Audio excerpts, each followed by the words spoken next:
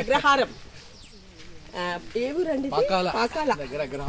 అగ్రహారం మా హస్బెండ్ వాళ్ళ relatives. So మా చిన్నతాత వాళ్ళ ఊరు.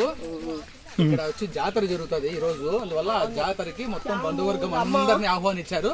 అందరం వచ్చాం, బంధువులు మొత్తం అందరము. బెంగళూరు నుంచి, కడప నుంచి, తిరుపతి నుంచి, కదిరి నుంచి, అన్ని చోట్ల నుంచి వచ్చినాము.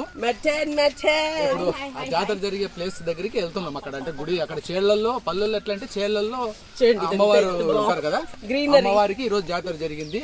పొటేన్లు వేసి తెలుగుదేశం పార్టీ గెలిచిన సందర్భంగా చంద్రబాబు నాయుడు నాయకత్వం వదిలేదు. ఈ రోజు ఫుల్ డిన్నర్ ఎంజాయ్ అయిపోతా ఇంకోటి చెప్పిన మాలో మా బోల్టర్ చేరింది చెప్పు. ఇదిగో మమ్మీ చెప్పండి. జై చంద్రబాబు, జై బాలయ్య, బోల్ట్ జై బాలయ్య, జై బాలయ్య, జై జై బాలయ్య, జై బాలయ్య, జై జై బాలయ్య. అగ్రహారం అత్తయ్య.